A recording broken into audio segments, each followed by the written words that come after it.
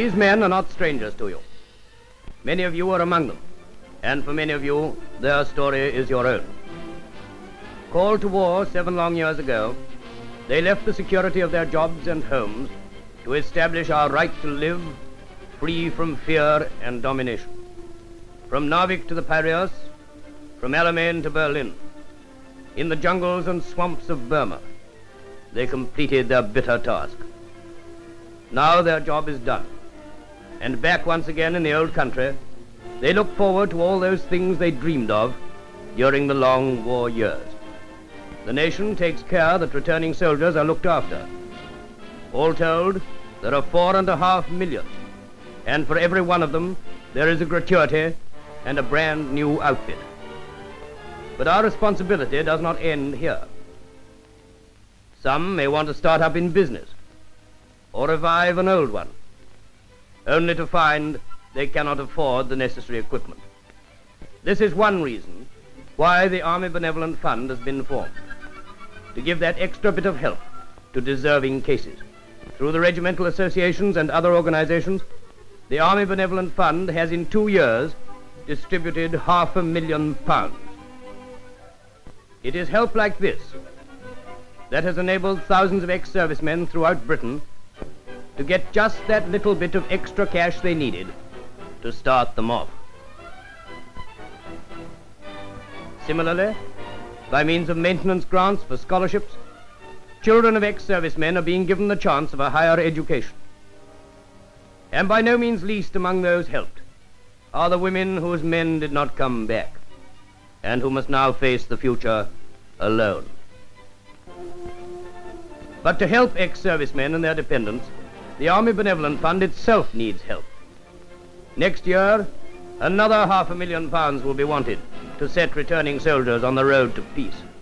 One man among these, Field Marshal Montgomery, has become the symbol of their valiant spirit. And to him and to his men in war, we looked for our defense and our victories. No one better than he can tell you of their needs today. We owe a debt to these men and to the families of those who have fallen. Let us not forget that debt. We want £1 million. If every adult in Great Britain will give 1 shilling, we shall get that sum. I ask you sincerely to do all you can to help the soldiers and their families who have done so much for their country during the war and who now require help in the peace. I feel sure you will not let them down.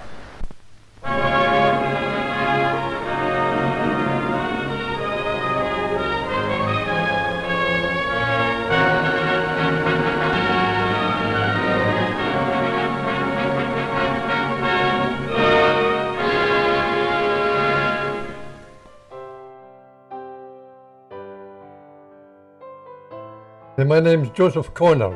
I served from January 43 and I served in the army for 2 years and 4 months. I was a driver with the 15th Scottish Reconnaissance Corps, and our job was to go forward and try and find where the enemy were and fire on them, hoping that we'd get a return fire which we could pinpoint where the position was, and we would radio back and they would send in the Typhoons or other heavier equipment, and it was pretty dodgy.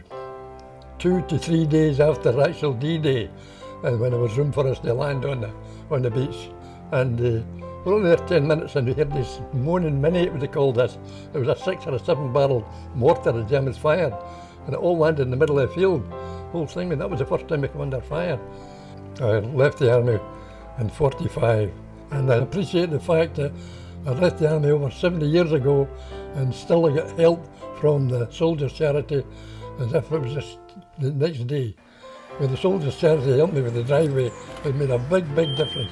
They really saved my life in a way, because I had to park on the other side of the road, and it was very, very dangerous in the winter with the ice and snow. And without the grant, I would have to actually moved home, because it meant I'd been housebound, completely relying on everybody to do whatever they could for me.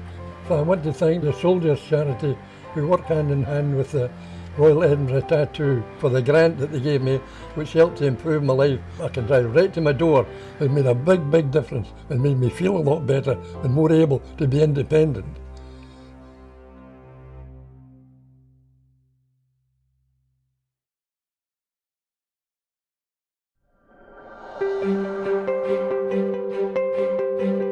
My name is Claire Marie Kelly Parkin and I served in the Royal Logistics Corps for about 20 years, and then I served lots of tours from Northern Ireland, the Balkans, Afghanistan and Iraq. Well, I left the army in 2012. I suffered with severe mental health issues and post-traumatic stress disorder. I didn't go to work for about 6 years. Finkel was established in 1943 as a rehabilitation and vocational training college for returning veterans from World War II. More latterly, it's expanded its edges to include educational, training and vocational support leading to employability. But we are true to our roots and still see the veterans and family spine as the central pillar of what we do. When I heard about all the different charities and Finkel, and they were just there with open arms just to try and help, from even writing your first CV to approaching a job, but not just the working aspect. It was if you needed any help in other areas of, you know, preparing yourself to go back to work. And that's when I applied to Arriva. When I'm driving the bus, I'm at peace with myself. It's like I'm able to switch off with the past and concentrate on giving a good service, should I say. It's true to say that much of what we do we would not be able to do without funding organisations such as the Soldiers' Charity. We find that the funds that are provided can make significant changes to the lives of our Army veterans. I'd just like to say thanks to the Soldiers' Charity for supporting Finkel. Without this charity, I won't be able to do what I do today. Thank you.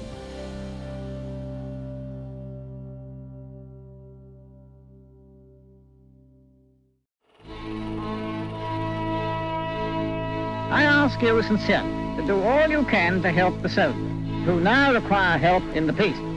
For 75 years, we have been here for soldiers, for veterans, for their families, for life.